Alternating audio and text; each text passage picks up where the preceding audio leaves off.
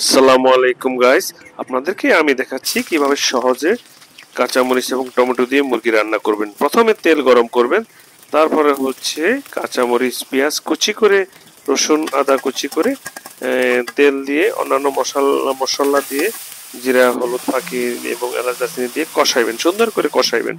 সুন্দর করে কষানোর পর মুরগির মাংসগুলো দিয়ে দিবেন। ঠিক আছে, এবার আপনি মুরগির মাংসগুলো দিয়ে তারপরে চামিচ দিয়ে সুন্দর করে নেড়ে ছেড়ে মশলার সাথে মিক্স করবেন। এবার মিক্স করার পর আপনি আস্তে আস্তে জাল দিতে থাকবেন।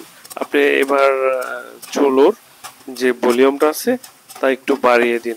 ভলিউমটা বাড়িয়ে দিলে আগুনের তাপটা বেশি হবে। আলহামদুলিল্লাহ, আগুনের তাপটা বেশি হওয়ার পর কষানো সুন্দর হয়ে যাবে।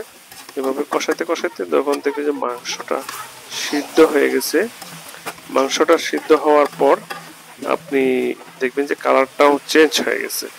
এবার আপনি আলু দিয়ে দিন। ঠিক আছে, এবার আলু দেওয়ার পরে বা যেহেতু বাচ্চারা আলু খেতে পছন্দ করে, একটু পানি দিয়ে দিন। পানি দেওয়ার পরে দেখবেন সুন্দর আপনি টমেটো কুচি করে টমেটো দিয়ে দিবেন। ঠিক আছে, টমেটো দেওয়ার পর তারপর হচ্ছে ঢাকনা দিয়ে কিছুক্ষণ ডেকে তারপর আবার সুন্দর করে নেড়ে দিবেন। নেড়ে দিয়ে জালটা চেতিয়ে দিবেন। জালটা চেতিয়ে দেওয়ার পরে দেখবেন যে ব্যাস খুব সুন্দর করে রান্না প্রায় শেষের দিকে হয়ে গেছে।